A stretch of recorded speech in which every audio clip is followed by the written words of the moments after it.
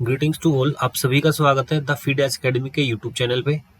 अगर आप किसी भी कम्पिटिटिव एग्जाम की तैयारी कर रहे हैं जैसे कि केवीएस, डीएसएसबी, एडब्ल्यूएस, एसएससी, तो हर एक एग्जाम में रीजनिंग आपको इजीली आपको देखने को मिल जाएगी।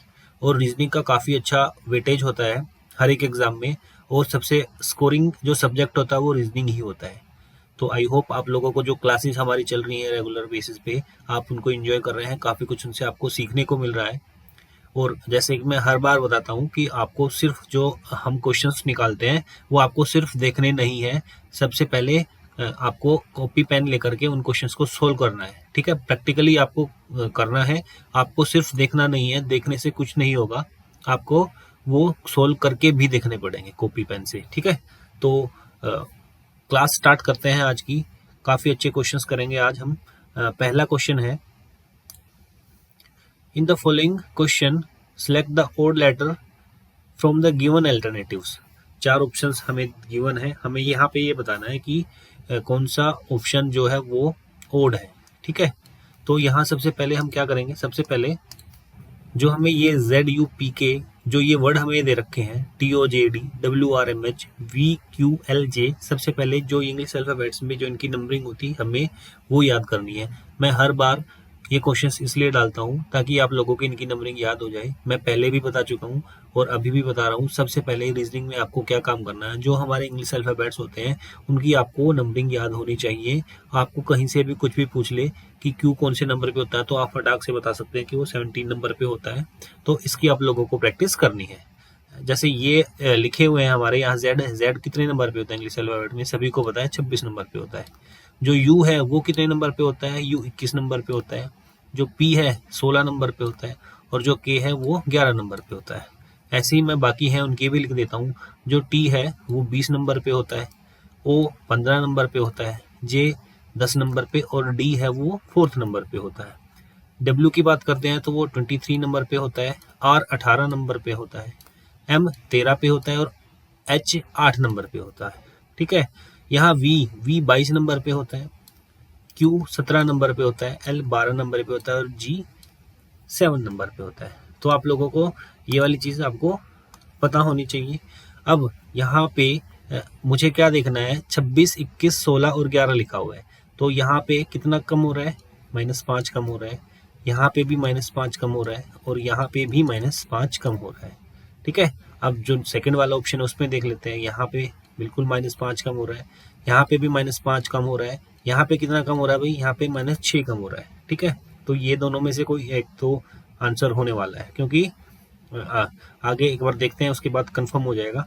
यहाँ पे -5 है, यहाँ भी -5 है, और यहाँ पे भी -5 है। क्लियर, यहाँ -5 है, ये भी -5 है, और 12 में से 7 गया, ये भी 5 होता है। तो यहाँ पे हमारा क्या दिख रहा है, 6 का डिफरेंस दिखा दिया रहा है, और जो बाकी अल्फाबेट्स हैं उसमें कितने का डिफरेंस है, 5 का डिफरेंस है। तो ये क्या हो जाएगा, इस क्वेश्चन का जो ऑप्शन होगा वो सेकंड ओड होगा, और यही हमारा आंसर होगा। ठीक है, क्लियर है। तो आप लोगों को क्या करना है, इनकी नंबरिंग आप लोगों को याद करनी है। बहुत आसान होती है इनकी नंबरिंग याद करनी। अगर आप इंग्लिश का पैराग्राफ लेंगे और उस पर पेंसिल से, जो आपके पास कोई भी बुक है, पेंसिल से ट्राई कीजिएगा, 1-2 दिन में आप लोगों को ये वाली चीज़ें लर्न हो जाएंगी, याद हो जाएंगी। नेक्स्ट क्वेश्चन पे देखते हैं। How many triangles are there in the given figure. दी गई आकृति में कितने त्रिभुज है, ये हमें बताना है। काफ़ी आसान है भाई, फिगर बता सकते हैं। ये हो जाएगा एक, उसके बाद दूसरा ये हो जाएगा, 2 हो गए हैं। ठीक है, काउंट करते रहना भाई। इसके बाद ये तीसरा हो जाएगा, एक ये बड़े वाला, 4 हो जाएंगे, और एक ये नीचे हमें दिख रहा है 5वां, 5 हो जाएंगे। ठीक है, तो यहाँ पे इस क्वेश्चन का ऑप्शन 3 सही आंसर हो जाएगा। नेक्स्ट क्वेश्चन पे आते हैं। 3 position of a cube are shown below, what will come opposite to face containing alpha. ठीक है, नीचे एक घन की 3 अवस्थाएं दर्शाई गई हैं, अल्फा युक्त फलक के विपरीत क्या आएगा, ये हमें बताना है। तो यहाँ पे इन क्वेश्चंस को अगर अपोजिट हमें निकालने होते हैं तो हम कोई ऐसे 2 डाइस ढूंढते हैं जिसमें सिर्फ एक ही चीज़ कॉमन होती है। तो अगर मैं पहले और दूसरे डाइस की बात करता हूँ तो मुझे इसमें सिर्फ एक ही चीज़ कॉमन दिख रही है, अल्फा। ठीक है, इसमें क्या चीज़ है, अल्फा है। तो हम क्या करेंगे, पहले डाइस के लिए अल्फा है वो मैंने यहाँ लिख दिया, और जो सेकंड डाइस के लिए जो अल्फा है वो मैंने यहाँ लिख दिया। अब इसको क्या करते हैं, क्लॉकवाइज और एंटी क्लॉकवाइज चलते हैं। अल्फा के बाद क्या दिख रहा है आप लोगों को, अल्फा के बाद दिख रहा है यहाँ पे थीटा, ठीक है, और थीटा के बाद क्या दिख रहा है, थीटा के बाद है बीटा। यहाँ अल्फा के बाद क्या है, अल्फा के बाद यहाँ पे गामा है, और यहाँ अल्फा के बाद गामा के बाद क्या है, ए। क्लियर है। अब ये इसका अपोजिट है, ये इसका अपोजिट, तो इसका अपोजिट क्या बचा, इसका अपोजिट हमें एक नंबर और दिख रहा है, क्या है वो पी है, तो इसका अपोजिट क्या हो जाएगा, इसका अपोजिट हो जाएगा पी। क्लियर। और यहाँ जो ऑप्शंस दे रखे हैं उसमें भी ऑप्शन 3 अगर आपको ध्यान से देखें तो यही दिया हुआ है जो कि इस क्वेश्चन का सही आंसर है। Now come to the next question. If a mirror is placed on the line AB, then which of the answer figure is the right mirror image of the given figure? यदि एक दर्पण को AB रेखा पर रखा जाए तो दी गई उत्तर आकृतियों में से कौन सी आकृति प्रश्न आकृति का सही दर्पण प्रतिबिंब होगी। हमें यहाँ पे मिरर इमेज बतानी है। तो यहाँ पे जो मिरर रखा हुआ है वो AB के ऊपर रखा हुआ है, और इसमें क्या कंडीशंस होती है, इसमें क्या चीज़ें होती हैं, यहाँ पे हमें ये वाली फोटो इस तरफ बनेगी, और मिरर इमेज में क्या खासियत होती है, जो चीज़ नज़दीक होती है वो नज़दीक दिखाई देगी, और जो चीज़ दूर होती है वो दूर दिखाई देगी। अगर ये वाली चीज़ है तो ये वाली कहाँ रखी जाएगी, यहाँ पे, और जो ये कैंडल जो आपको दिखाई दे रही है ये कैंडल कहाँ रखी जाएगी, वो यहाँ रखी जाएगी। जो भी है कैंडल है, पता नहीं क्या है, ठीक है। तो जो चीज़ नज़दीक होती है वो नज़दीक रखी जाएगी। तो यहाँ पे जो चीज़ हमें इसके हिसाब से जो बनती दिख रही है वो क्या बनती दिख रही है, ये वाली ऐसे ऐसे, और जो फ्लैग का मुंह है वो कहाँ है, इस तरफ है, तो यहाँ पे इसका फेस कहाँ होगा, जो फ्लैग बनेगा इसके ऊपर उसका फेस कहाँ होगा, इस तरफ होगा, ठीक है। अगर मैं देखता हूँ ऑप्शन पहला, यहाँ इस तरफ फ्लैग होना चाहिए, कहीं पे नहीं है, यहाँ तो उल्टा बना रखा है, शायद ये वाटर इमेज का बना दिया होगा, यहाँ पे भी नहीं है, यहाँ पे मुझे दिख रहा है ऑप्शन 4 में जो फ्लैग है वो किस तरफ है, लेफ्ट की तरफ है। तो आगे हमें क्वेश्चन को सोल्व ही नहीं करना, ये 3 जो ऑप्शंस हैं ये एलिमिनेट हो जाएंगे, तो 4th ऑप्शन इस क्वेश्चन का सही आंसर होगा। Now come to the next question. Arrange the given word in the sequence in which they occur in the dictionary. यहाँ डिक्शनरी के अकॉर्डिंग हमें बताना है कि कौन सा वर्ड पहले आएगा कौन सा बाद में आएगा। यहाँ पे 5 वर्ड हमें गिवन है, तो उनके ऑप्शंस भी हमें गिवन है, तो हमें बताना है डिक्शनरी के अकॉर्डिंग सबसे पहले क्या आएगा। ये काफ़ी आसान क्वेश्चन होता है, हर कोई इन क्वेश्चंस को कर लेता है। तो यहाँ पे डी है वो सभी में हमें गिवन है, उसके बाद आते हैं ओ, यहाँ ओ है, यहाँ ओ है, यहाँ आर है। तो ओ और आर में देखते हैं तो सबसे पहले कौन आना चाहिए, ओ आने चाहिए, ओ आने चाहिए ना, आर बाद में आएगा। यहाँ पे भी आर है, ये भी बाद में आएगा। अब और आई में, ओ और आई में पहले कौन आता है, आई आता है, तो सबसे पहले 5 नंबर पे ये आएगा, ठीक है। सबसे पहले DING डिंग आएगा। अब इसमें हमें पता है ओ और आर में, यहाँ इसमें ओ दे रहा है, इसमें ओ दिया है, इसमें आर है और इसमें आर है, ठीक है। तो यहाँ पे ओ वाले आएंगे, और ओ के बाद क्या है, यहाँ ओ है और यहाँ W है, तो यहाँ पे ये दूसरे नंबर पे आएगा, और दूसरे नंबर पे ये आएगा तो तीसरे नंबर पे आएगा। अब यहाँ पे देखते हैं, यहाँ पे DR है, यहाँ पे भी DR है, यहाँ O है, यहाँ A है, तो ये 4th नंबर पे ये आएगा और 5th नंबर पे ये आएगा। जो पहले नंबर पे है वो क्या लिखा है, 5 लिखा है। जो दूसरे नंबर पे क्या लिखा है, 1 लिखा हुआ है। जो 3 नंबर पे लिखा है वो क्या लिखा हुआ है, 2 लिखा हुआ है।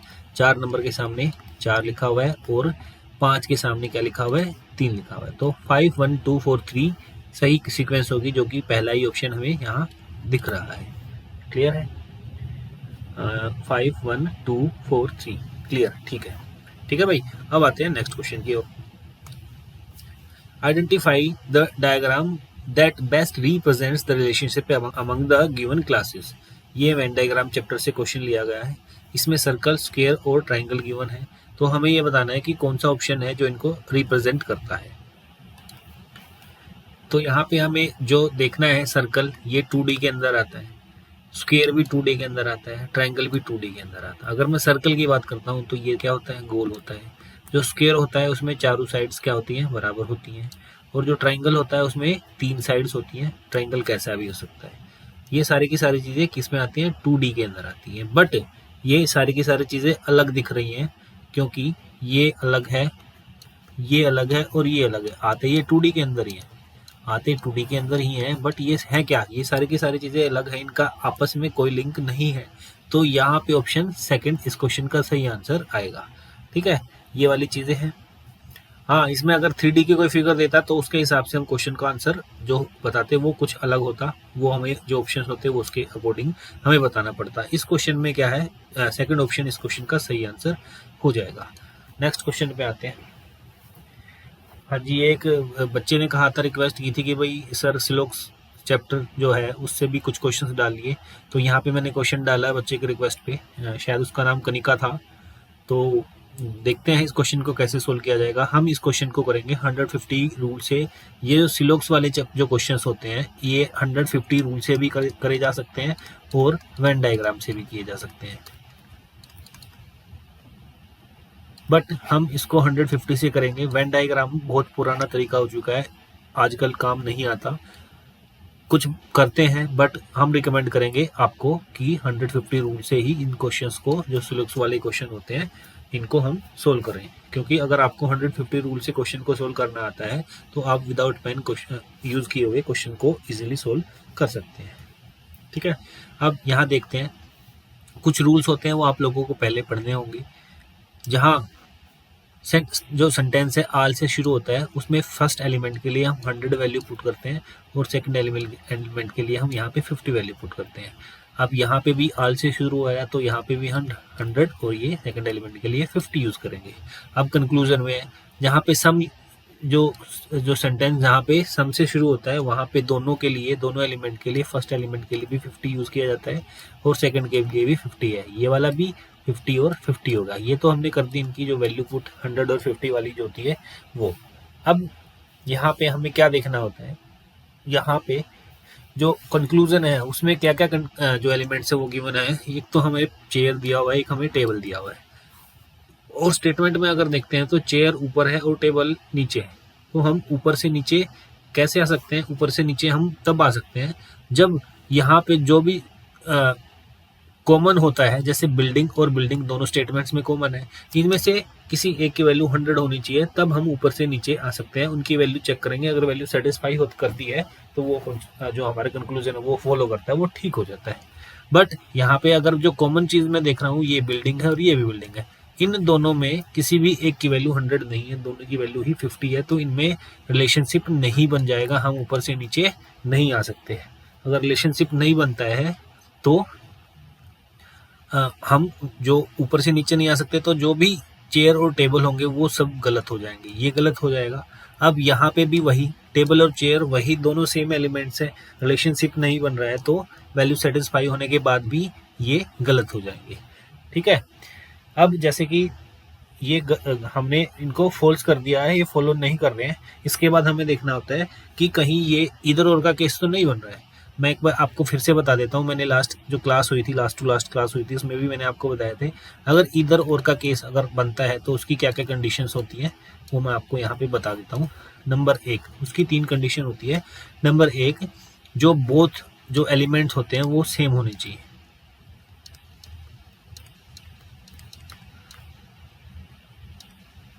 यहाँ पे देखो चेयर टेबल और टेबल चेयर दोनों एलिमेंट्स सेम है, ऊपर भी चेयर टेबल है और नीचे भी चेयर टेबल है, आगे पीछे हो सकते हैं, कोई दिक्कत नहीं है।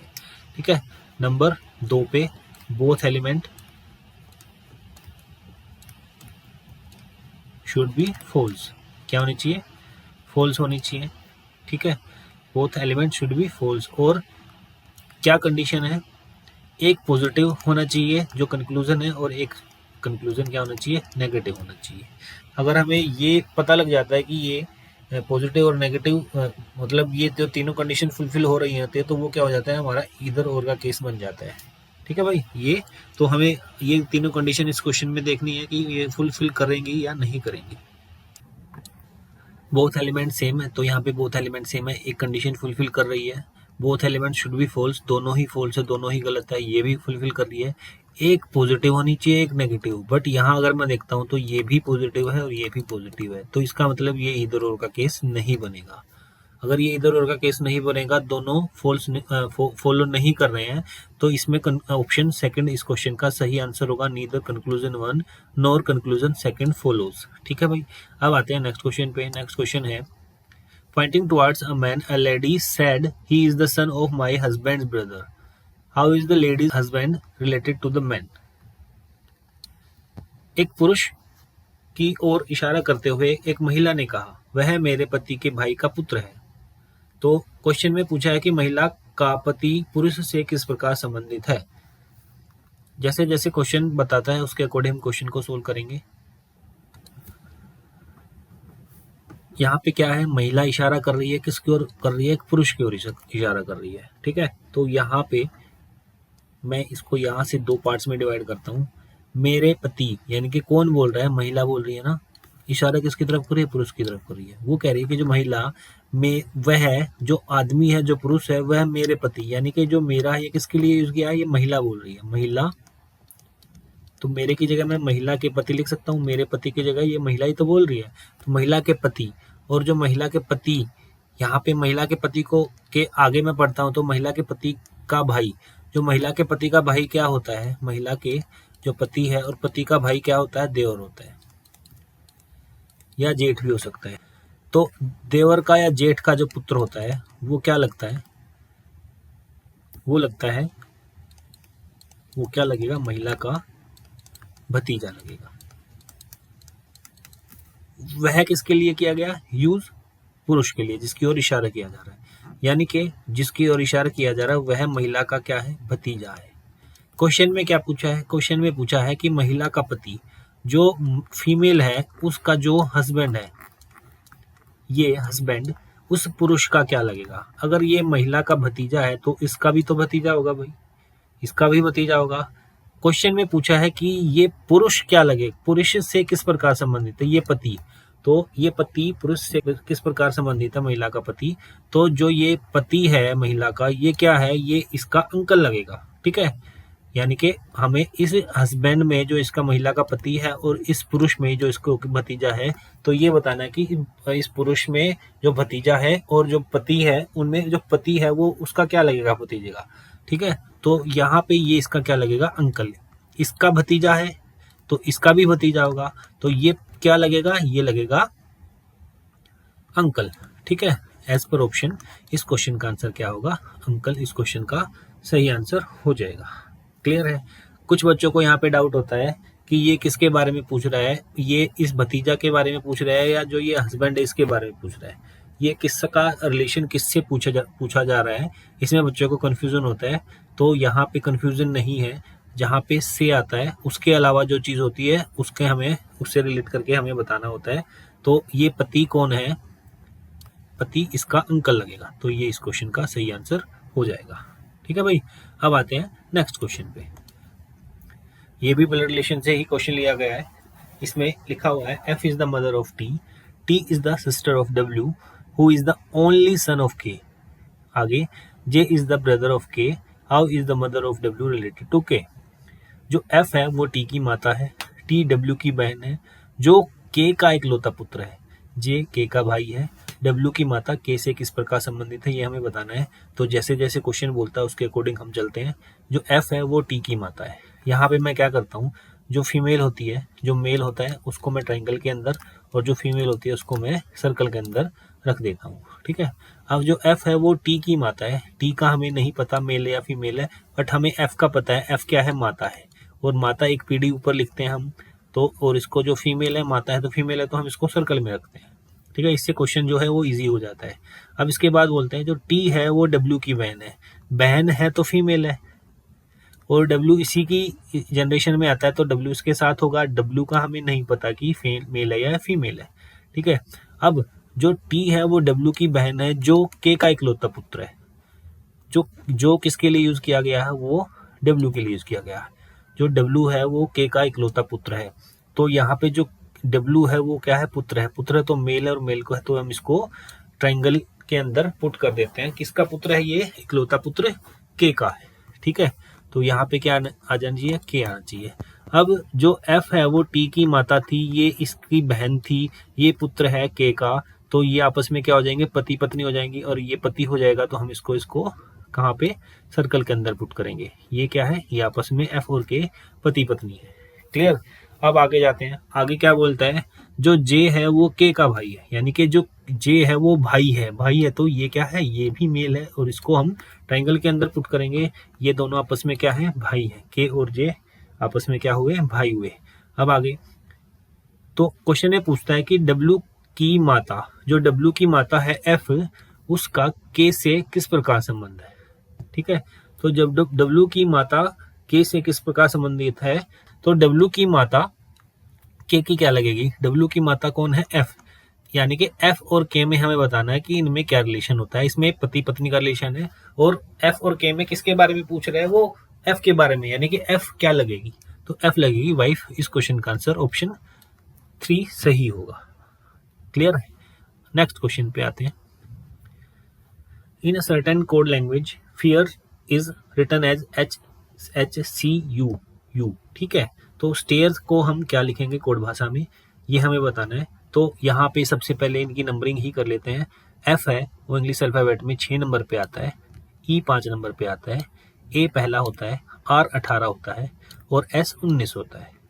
ऐसे ही H 8 होता है, ये भी 8 होता है, C 3 होता है, U 21 होता है, और यहाँ ये वाला U भी 21 ही हो जाएगा। अब आते हैं क्वेश्चन को, इसको समझने की कोशिश करते हैं कि इसमें क्या पैटर्न जो है वो फॉलो हो रहा है। अगर मैं इस 6 से मैं 8 पे जाता हूँ तो मुझे क्या करना पड़ेगा, +2 करना पड़ेगा। अगर मैं इस 5 से 8 पे जाता हूँ, अगर मैं 5 से मैं जाता हूँ 8 पे, तो यहाँ पे +3 करना पड़ेगा। उसके बाद मैं 1 से 3 पे जाता हूँ, 1 से 3 पे जाने के लिए मुझे +2 करना पड़ेगा। 18 से 21 पे जाने के लिए क्या करना पड़ेगा, +3 करना पड़ेगा। और 19 से 21 पे जाने के लिए +2 करना पड़ेगा। तो यहाँ पे एक बार +2 हो रहा है, एक बार +3 हो रहा है, फिर +2 हो रहा है, +3 हो रहा है, +2 हो रहा है। तो ये वाली सीक्वेंस यहाँ चल रही है। तो जो हमें बताना है स्टेयर्स, और ये स्टेयर्स है, स्टेयर्स को हम जो इनके नंबर हैं वो क्या होंगे, 19 हो जाएगा, ये 20 हो जाएगा, ये 1 हो जाएगा, ये 9 हो जाएगा, और ये 18 हो जाएगा। ठीक है, तो एक बार तो हमें +2 करना है। तो यहाँ पे सबसे पहले में तो +2 करेंगे, +2 करेंगे तो ये क्या आएगा, 21 हो जाएगा। उसके बाद +3 करना है, 20 से +3 करेंगे 23 हो जाएगा। यहाँ पे +2 करना है, एक में +2 करेंगे तो 3 हो जाएगा। फिर +3 करना है, +3 करेंगे तो ये 9 और 3 12 हो जाएगा। फिर +2 करना है, 18 और 2 ये 20 हो जाएगा। क्लियर। अब जो 21 है वो U, 23 क्या है, W होता है, 3 C होता है, 12 L होता है, और 20 T होता है। ठीक है, अब जो ऑप्शन है वहां पे अगर हम नजर डालते हैं तो जो हमारा ऑप्शन सही होगा वो ऑप्शन 3 बिल्कुल करेक्ट होगा। क्लियर। तो ये बहुत ही आसान और बहुत ही इंपॉर्टेंट क्वेश्चंस थे जो आपके एग्जाम के पॉइंट ऑफ व्यू से काफ़ी इंपॉर्टेंट हैं। आई होप आप लोगों ने जितने भी क्वेश्चंस किए हैं सभी सही किए होंगे। अगर आपने इसमें कुछ सीखने को मिला है तो आप हमारी जो वीडियो है उसको लाइक कर सकते हैं, क्योंकि काफ़ी कुछ चीज़ें होती हैं जो आप लोगों को हो सकता है ना पता हो, और मैंने आपको इस वीडियो में आप लोगों को एक्सप्लेन की हो और आपको अच्छी लगी हो, तो आप वीडियो को लाइक कर सकते हैं, हमारे चैनल को सब्सक्राइब कर सकते हैं, ताकि हम ऐसे ही अच्छे अच्छे क्वेश्चंस और कुछ नए जो बीच में क्वेश्चन के अंदर जो ट्रिक होती है वो आपको हम एक्सप्लेन कर सके, ताकि आपको वो एग्ज़ाम में बेनिफिट करे। ठीक है, तो मिलते हैं नेक्स्ट क्लास में, तब तक के लिए जय हिंद जय भारत। पढ़ते रहिए, मुस्कुराते